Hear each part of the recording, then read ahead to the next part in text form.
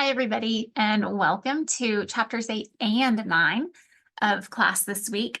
We're having to double up on a couple of our chapters because this book has 17 chapters, but we only have 16 weeks in a semester, and one of those is finals week. So we're having to double up some, and I hate doing that in some of these subjects because especially this one, language and literacy, I feel so passionate about. It is childhood literacy is just a big passion of mine and something that I'm really inspired to make sure that my students and parents are well informed on and understand the importance of.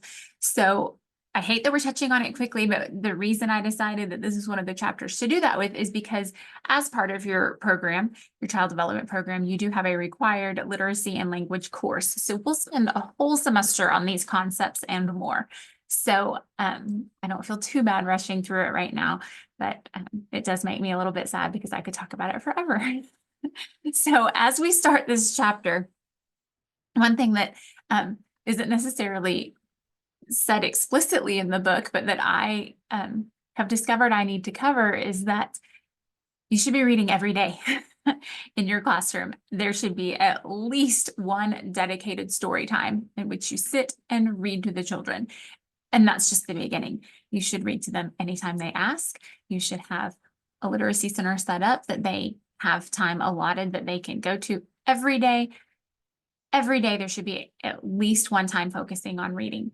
And I say that because I have discovered that sometimes I have students who say, well, we read last week. Or I'm so glad we did this activity. It was so fun reading to the kids. And my heart skips a beat because reading should just be just a huge foundation of what you're doing. While they're getting there in the morning, reading. Dedicated story time later. While they're waiting for pickup, reading stories. And like I said, just about anytime they ask, stop what you're doing and read. It's so important. There are so many social emotional advantages to reading because it builds bonds between you and the children, between the parents and the children. There are obviously cognitive advantages to reading. You can get other kinds of development in there. You can get physical development because you can get active with the books, but there are so many important reasons to be reading. And because of that, that's also a thing that you need to be educating parents on, because it's surprising how many parents are not reading with their kids every day, and they should be reading to them every night at bedtime. And again, anytime they ask. It's just so important for relationship building and for cognitive building, for being a lifelong learner, and just so many benefits. So I will get off my soapbox and dive into the chapter some. I just suggest that you read the chapter. You have a quiz over it this week, but then just really read the chapter to be prepared for that quiz and for your own benefit to be helpful in the classroom. So it's going to talk some first about language development, and then I can figure out how to turn the page in this setting. There we go. Well, I went too much. I went way too much. Now I'm in math. Sorry.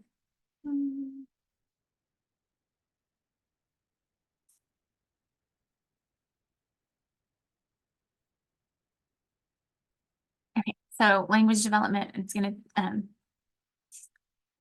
go over ways to support writing and different strategies based on ages. And that's how a lot of this is broken down into different alphabet and word print recognition. Sorry, that's what I was looking for. I wanted to actually, I've got two little short videos to show you about a couple of these concepts of print. So let me play this video for you.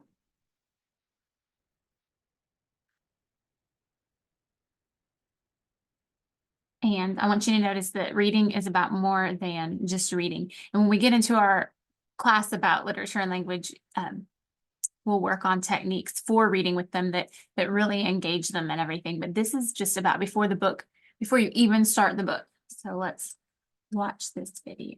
Right here. I can pull it over here. What is the person?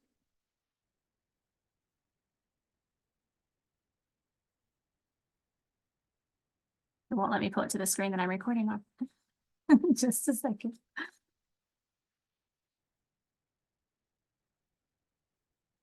Here we go.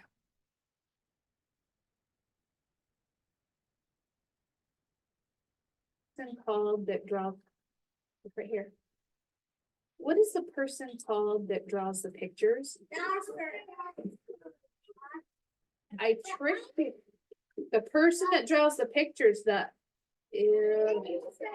illustrator. What's the name of the person that writes the words?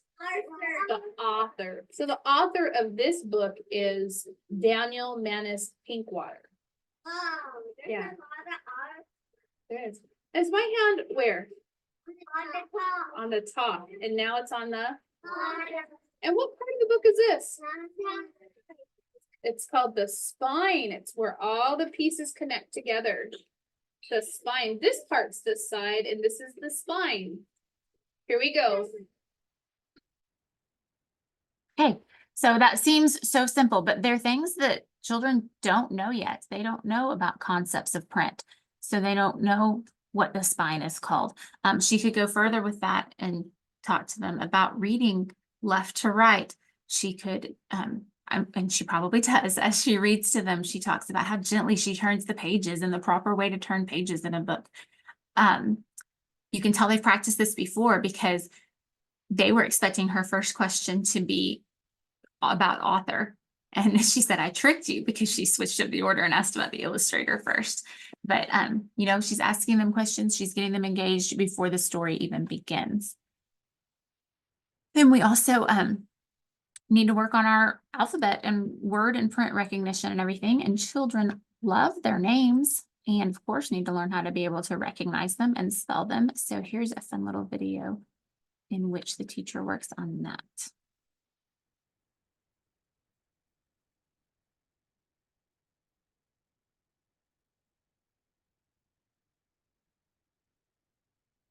Ernesto? E-R-N-E-S-T-O. Ernesto. Esther. E-S-T-H-E-R. Esther. Elijah. We need yours. I don't have your name. We'll spell it right now, okay? We'll spell it. Oh, yes, because you're going to kindergarten. That's right. Tomás. T-O-M-A-S. Tomás. Let's spell Elijah's name. Let's spell Elijah's name.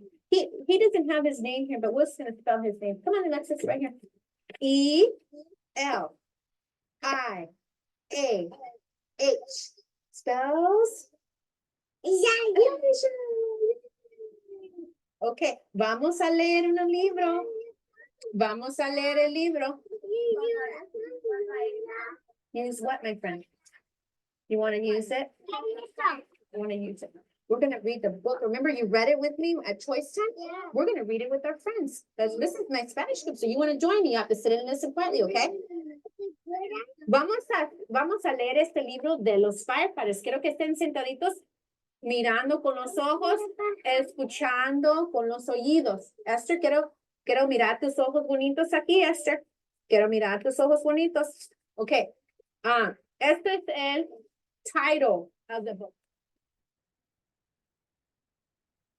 Okay, so they were engaged because they were excited to hear their names and to work on their letters. So that makes it fun.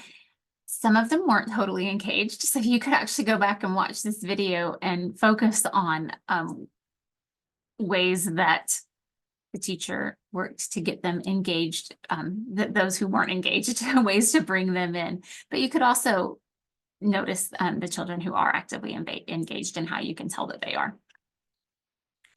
So that's just a couple of things about this chapter. Like I said, I encourage you to read it thoroughly, but for time's sake, we're not going to spend a lot of time on it this week. We actually, in your literature and language class, will do some activities with these vignettes here, but you can go ahead and read them. And then we've also got a chapter this week on mathematics, which really, you know, at the age that you're working on is number concepts first and then simple math eventually that they might not even realize is math. But this is another one that I just can't emphasize the importance of working on math and number concepts enough, because I truly believe that one of the reasons that so many people struggle with math later in life is because they didn't have these good concrete foundations of the fact that the numbers that they see are symbolic of real, tangible objects. You know, if you see the number 5, that is actually representing 5 rocks or 5 candy bars. And then of course it gets more complex as we know as adults, the math does. But I think some of the reason that so many adults struggle is because numbers are just an abstract concept and they don't think about the concreteness of math, and that every one of those numbers represents a real thing. So I just think that starting that foundation early on can really, really help. You will get to a page where, or a couple of pages where you'll see graphs are really emphasized, and that, yeah, here, graphing with children is one of the ways to support their development. And that is also something that NACI emphasizes, is graphing. It gets children involved and helps them just they like seeing the results of those graphs, and it helps them the numbers be real to them. So here is a video with some graphing.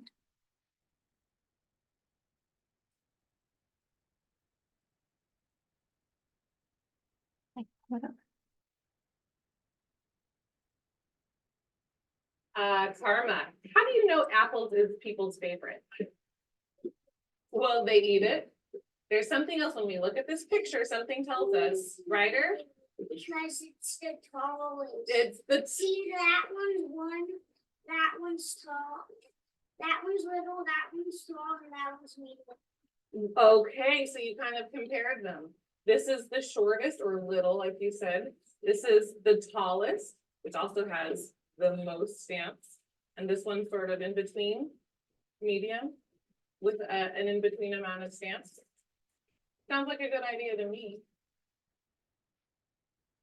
Okay, so simple, but they made a graph out of their results and they're talking about it. So they're engaged in that way and they're learning some number concepts there. So, again, these are just really important chapters about things that you will need to cover in your classrooms, and you'll get some ideas of ways to do so. So you'll have 2 quizzes this week and a math assignment. So not that you're doing math, don't worry. You're working around math curriculum. So that is this week, and sorry that my notes are kind of scattered today. It still takes getting used to lecturing video and being organized for that versus in person. So I apologize. Thanks for sticking with me. I'm actually going to offer you some bonus for watching the videos. So spring is in the air. So why don't you send something to my Canvas inbox, like a picture of pretty spring flowers or just something else that makes you think of spring, but make sure that you label it so that I can know for certain what it's for. Not that I wouldn't think it'd be hard to tell, but just make sure that you include a subject line letting me know what it's for. And thanks for watching.